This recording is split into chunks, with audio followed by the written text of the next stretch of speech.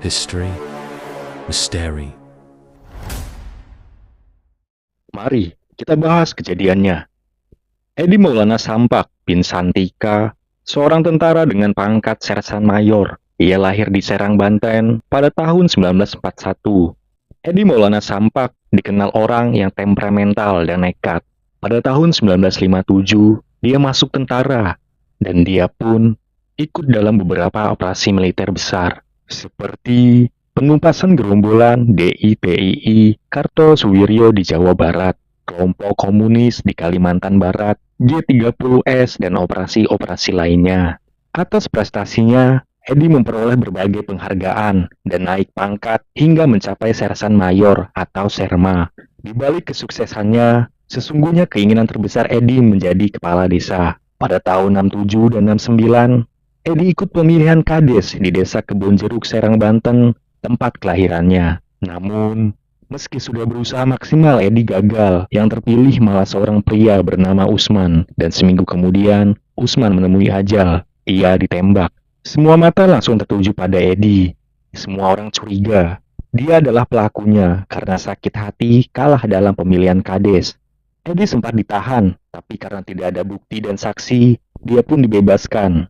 Mungkin Serma Edi Sampak tidak sadar. Warga tidak suka padanya karena sifatnya yang emosian. Terkadang hanya karena hal sepele dia bisa meledak. Ketika Edi kembali ikut pemilihan kades, kali ini di Nagrek, Cianjur, Jawa Barat, dia percaya warga akan memilih dirinya. Apalagi dia selama ini sudah menduduki posisi sebagai pembina desa. Untuk memuluskan pemilihan, Edi melakukan banyak hal. Dia menyuap sana-sini sebesar 150 hingga 500 ribu rupiah, membagi-bagi hadiah seperti lampu Petromax untuk masjid dan tempat ibadah lainnya. Dia percaya cara terbaik merebut dukungan warga adalah lewat pendekatan keagamaan. Tapi apa yang terjadi? Warga ogah. Sialnya, dari 2000 suara, Edi hanya mampu meraih 786 suara. Padahal Edi sangat yakin dia menang. Malah, pria itu sudah menyiapkan seragam kepala desa. Edi marah besar. Ambisinya jadi kades lagi-lagi kandas. Dia sudah menghabiskan uang 3 juta rupiah yang dipinjamnya dari teman-teman dan rentenir. Malah, rentenir sudah menyita TV-nya dengan terang-terangan tanpa basa-basi. Hatinya bertambah panas sewaktu mendengar kabar komandannya Letkol Kahiyat menawarkan jabatan kepala desa sementara kepada Serma Sutariat, rekan di Kodim Cianjur. Edi curiga ada persekongkolan menghalangi niatnya jadi kades. Tekadnya bulat sudah. Dia harus memberi pelajaran kepada 3 orang yang diyakini telah melakukan sabotase pemilihan kades, yaitu Serma Sutariat, Letkol Kahiyat, dan Bupati Cianjur, Ajat Sudrajat. Dan rencananya adalah memberi pelajaran Serma Sutariat terlebih dahulu. Rencananya dia akan merampok Serma Sutariat yang bertugas mencairkan cek gaji anggota Kodim Cianjur. Rencana pun disusun. Sejak tanggal 6 Agustus 1979, Edi sudah mempersiapkan semuanya. Dia mencoba menyogok petugas penjaga gudang senjata untuk memberinya 250 butir peluru dan 5 granat. Tapi penjaga menolak. Akhirnya, Edi bertindak sendiri dengan mencuri sepucuk senjata api dan peluru. Sekarang Edi perlu bantuan. Dia pun mengajak beberapa penggarap sawah, yaitu Ojeng, Mais, dan Enjang, dengan iming-iming uang untuk keperluan Idul Fitri yang sudah dekat. Ojeng setuju, tapi Mais dan Enjang menolak. Tak masalah, berdua pun cukup bagi Edi Sampak. Pada 20 Agustus 1979, 4 hari menjelang Idul Fitri, dengan mengendarai sepeda motor, Edi dan Ojeng membuntuti Serma Sutariat yang ditemani Serma Jujun, Karsip Daeng Rusman, dan Koptu Sumpena. Mereka pun berangkat dari Cianjur ke Sukabumi untuk mengambil cek di kantor keuangan militer di Sukabumi untuk membayar gaji anggota Kodim Cianjur. Hal itu memang rutin dilakukan menjelang hari gajian. Setelah menerima cek, Serma Sutariat dan kawan-kawan pun menuju Bank Karya Pembangunan Sukabumi guna mencairkan cek itu. Sementara itu, Edi dan Ojeng terus membuntuti mereka. Keduanya melihat Serma Sutariat sudah mencairkan cek dan membawa uang tunai sebesar 21,3 juta rupiah dengan menumpang angkutan Kol. Serma Sutariat dan ketiga rekannya kembali ke Cianjur. Di tengah jalan, Edi dan Ojeng ikut menumpang Kol. Mereka berlagak jadi penumpang. Edi membawa tas ransel, sedangkan Ojeng membawa jerigen berisi bensin. Ketika angkutan Colt memasuki kawasan Cianjur, Edi meminta sopir belok ke perkebunan teh yang sepi. Alasannya, dia ingin membeli kambing untuk lebaran. Pria itu memang kerap menjual daging kambing kepada rekan-rekannya. Sopir angkut pun menuruti, dan penumpang lainnya pun tidak keberatan. Setiba di jalanan sepi itu, Edi langsung mengeluarkan senjata api dan mendorong sopir. Lantas dia menodong 12 penumpang yang ada di dalam angkutan. 5 orang meninggal, termasuk Sersan Sutariat dan rekan lainnya. Selebihnya menderita luka-luka. Sebelum kabur dengan Ojeng, dia menggondol uang 21,3 juta rupiah. Dia menyiramkan bensin ke angkutan Colt dan membakarnya. Korban yang selamat adalah Koptu Sumpena. Ia mengalami luka tembak di bahunya. Ia diselamatkan warga dan langsung melapor ke Kodim Cianjur. Kodim dan seluruh warga Cianjur geger. Pemburuan Edi Sampak pun dimulai, melibatkan pasukan gabungan TNI dan polisi. Edi Sampak dan Ojeng melarikan diri ke kawasan di kaki Gunung Gede. Mereka sempat kedinginan dan kelaparan, memakan buah-buahan yang didapat saja. Pada 23 Agustus 1979, pada hari terakhir puasa menjelang Idul Fitri, mereka memutuskan keluar dari persembunyian dan mendatangi kampung tempat istri tua Edi dan kerabat Ojeng tinggal. Ojeng ditugaskan menemui beberapa orang. Pria itu sempat menitipkan uang kepada kerabatnya dan mengganti pakaian. Namun, ketika akan mengantar uang untuk istri tua Edi, Ojeng yang tahu dirinya telah diintai. Ojeng pun segera lari dan lolos. Sedangkan uang titipan ditanam di lahan sawah. Pada saat itu Ojeng dan Edi terpisah.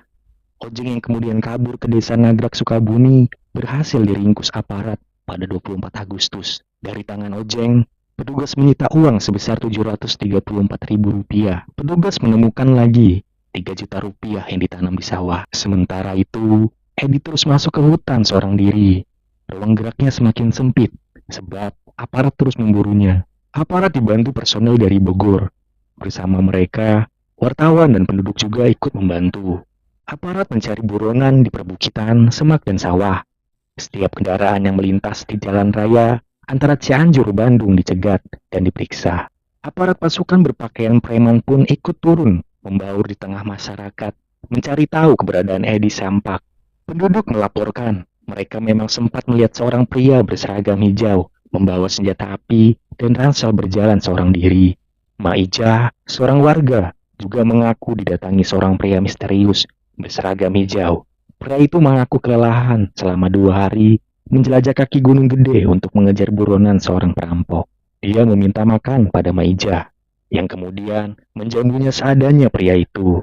Ketika Maijah ingin menyalakan lampu untuk menerangi ruangan, dia memilih makan di tengah gelap.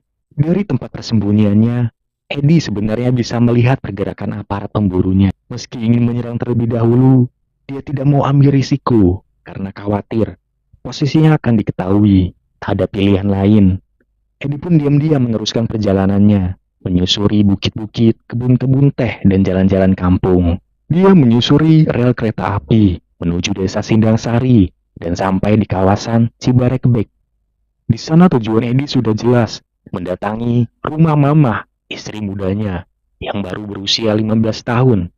Gadis itu dilamar dan dinikahinya sebelum perampokan dilakukan. Kedatangannya disambut Bani mertuanya. Edi Sampak lalu menitipkan uang sebesar Rp1.250.000 kepada si mertua.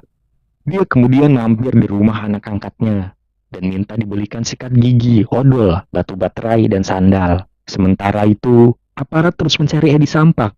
Berdasarkan informasi dari warga, Edi diyakini punya banyak jimat yang didapatnya dari dukun di Banten, Madura, dan beberapa daerah lainnya.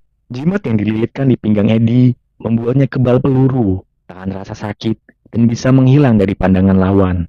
Aparat yang terus memburu Edi akhirnya mengendus keberadaan pria itu. Saat dia berada di sebuah kawasan berbukit-bukit di pasir datar Sukabumi, Edi terkepung. "Serahkan dirimu, pria keparat." Tentu saja, Edi menolak menyerah begitu saja. Dia melakukan tawar-menawar. Dia akan menyerah dengan syarat anak angkatnya lah yang harus datang untuk mengambil senti dan ranselnya. Aparat pura-pura mengiyakan, namun malah mengirim orang lain untuk datang mengambil perlengkapan Edi. Melihat hal itu, Edi marah dan mendorong pria itu. Segera saja terjadi baku tembak Meski tidak fatal, Edi terkena timah panas di kakinya. Dia terluka. Padahal katanya jimatnya kebal peluru. Edi Sampak kembali melanjutkan pelarian. Tapi Edi hanya manusia biasa, bukan manusia baja. Dia kehabisan tenaga karena luka tembak di kaki. Di desa Cigintung, Sumedang, akhirnya dia berhasil diringkus pasukan Batalion 327. Di bawah pimpinan Sersan Mayor Sen, aparat berhasil menyita uang Rp3.700.000 dari tangan Edi. Total uang yang diamankan, termasuk dari Ojeng dan keluarga Ojeng serta Edi, berjumlah Rp20 juta lebih. Penangkapan Edi terjadi pada Selasa, 28 Agustus tahun 79, tepatnya jam 2.30 siang. Seminggu setelah kejadian perkara, Edi Maulana Sampak disidangkan Mahkamah Militer di Bandung, 14 Mei 1981. Sidang dipimpin Hakim Ketua Letkol Edi Purnomo SH, turut diadili Ojeng dan Bani. Di persidangan, Edi Sampak mengakui perbuatannya akibat dendam karena tidak terpilih jadi kades. Sidang akhirnya menjatuhkan hukuman kepada Edi. Pria itu juga dipecat dari dinas ketentaraan. Ojeng divonis penjara 12 tahun, sedangkan Bani si mertua mendapatkan hukuman 4 bulan 15 hari penjara karena dianggap telah membantu menyembunyikan Edi. Pelarian Edi berakhir sudah. Sambil menjalani hari-harinya di rumah tahanan militer Poncol Cimahi, sepertinya Edi Sampak masih punya harapan. Dia mengajukan gerasi pada presiden. Sial baginya, gerasi itu ditolak Presiden Soeharto pada 18 Oktober tahun 84. Edi Sampak marah. Dia tidak mau berakhir begitu saja. Setelah menyusun rencana dan menguatkan tekad, pada 24 Desember tahun 84, 2 bulan setelah gerasi ditolak, dia kabur dari penjara dengan memanjat tembok tahanan.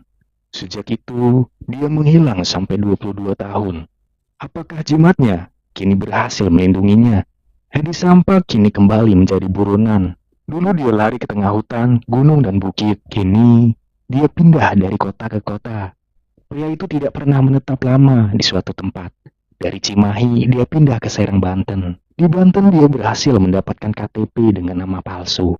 KTP itulah yang kemudian menjadi identitas barunya. Dalam pelarian, dia berpindah-pindah semakin jauh. Ke Palembang, Lampung, Jambi, dan Bengkulu.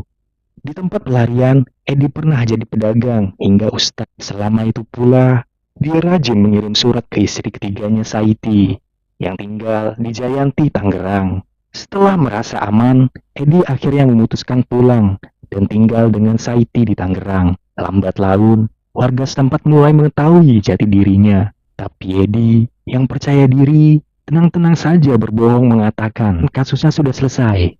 Setelah jadi ustadz terpandang, Edi Sampak diajak beberapa teman menerbitkan koran Surya Pos Banten dan tabloid alternatif. Sepertinya rasa percaya diri semakin bertambah-tambah. Dia kini berani memakai nama asli, meski susunannya diubah, Maulana Edi Sampak. Dengan disertai sebagai pembina dan penasehat, Edi menyangka kondisinya aman terkendali. Tapi tidak bagi seorang satpam. Ketika si satpam lihat nama di susunan redaksi, dia kaget. Bukankah Edi Sampak seorang buronan? Si satpam segera melapor pada polisi. Pada Februari 2016 itu, Edi sedang berada di rumahnya di Tangerang. Dia mendengar ketukan di pintu. Ketika dia membukanya, seorang pria menyapa ramah.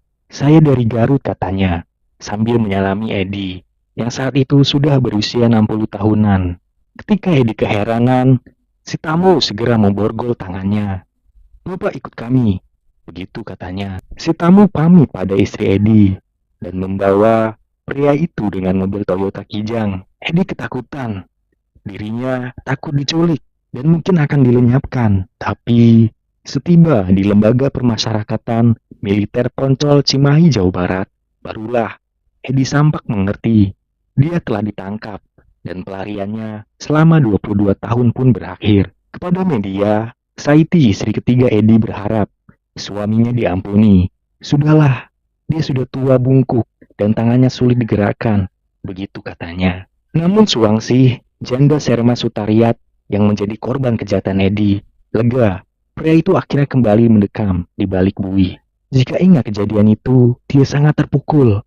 Terlebih hal itu harus dialami keluarganya menjelang Idul Fitri. Purnawirawan Koptu Sumpena yang dulu selamat saat kejadian, dia lega. Edi berhasil ditangkap. Sejak mengetahui kalau Edi kabur dari penjara, Sumpena stres, khawatir pria itu akan mendatanginya untuk balas dendam, sebab dialah yang jadi saksi utama di pengadilan. Kepada media, Sumpena berkata, Edi sangat kejam. Saya berharap hukuman matinya segera dilaksanakan. Pada 2015, Edi Maulana Sampak kembali mengajukan gerasi. Tapi lagi-lagi sial baginya, sebab gerasi itu ditolak Presiden Jokowi Widodo. Sekian, terima kasih.